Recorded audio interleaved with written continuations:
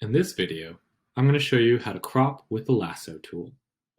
So, first of all, you should always come to the image that you have just added and make sure that it can be edited. So make sure it is a raster tool. So when I zoom in, we can see it is a smart object. It has a little smart object thumbnail. So I'm going to right click on it and rasterize the layer. Now we can see it is rasterized. So something that can be very helpful when we're cropping is knowing when we have cropped something out. So instead of having a white background, I'm going to create a new layer so we can see that there's a layer in between. I'm going to hide my goat and I'm going to choose an obnoxious color.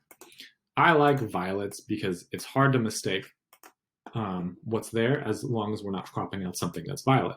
I'm going to come to the paint bucket tool. I'm going to drop violet in there.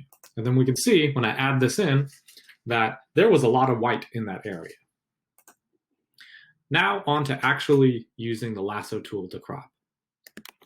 In the tools bar, we can see our lasso tool. It looks like a little lasso icon.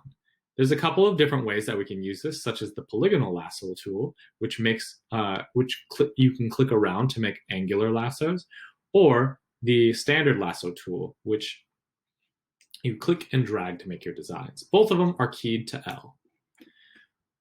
What I can do is I can click and drag around the shape that I want, and it'll create a selection based off of what I've done. But you can see I've accidentally let go too soon, and it has automatically created a selection. And if I start to click around again, it's going to add either different selections to it, depending on my properties at the top, which we have add to selection, or it can replace. And you can see that it's going to replace every time I click around. So I'm going to click around, and I'm going to create a rough selection. You can see that I keep on accidentally letting go, and that's not ideal. So the lasso tool is quick and dirty, but sometimes it can be very tricky to use. And very tricky if you wanted to trace everything in one go. So we can see that I've made a selection around here. And if I move over to my move tool, I can move that around and I can separate it. Or I can come up to the top to select. I can go to inverse, so it selects everything but the area that I've created a selection, and I can press delete. And that has cropped out everything around. But that's not a really good crop. What would work better is if I took out little sections at a time. So I'm going to move back to my lasso tool. And if I click outside of my selection, you could see that the little selection bounding box has gone away. I'm going to zoom in to little sections at a time. And I'm going to use the lasso tool to create an accurate tracing. I'm going to trace just a little bit on the inside so that there's no white left over. We don't want to see anything that has little white parts still left there, kind of like how this one does. That's poor cropping. So you can see how the lasso tool can be really good for doing detail work.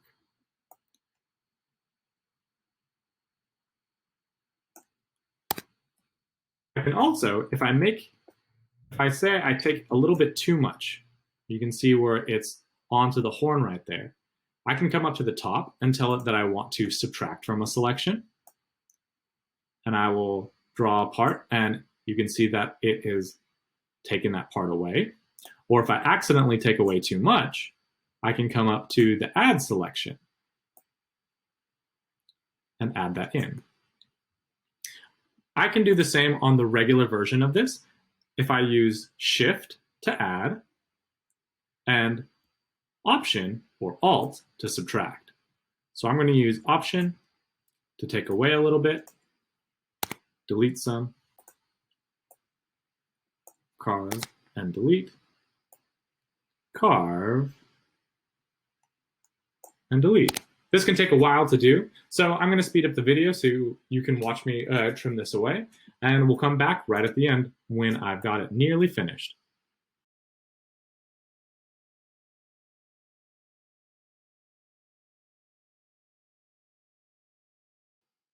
trick that you might see me doing right now is that every once in a while I get to the end of what I can see, and I want to see a little bit more.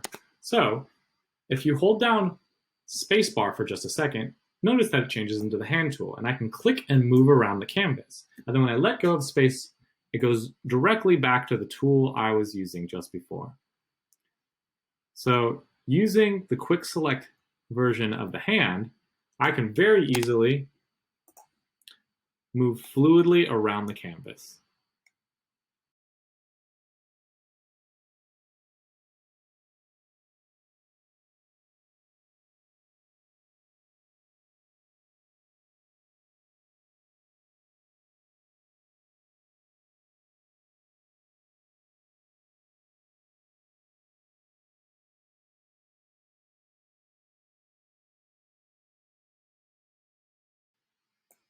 And there we go.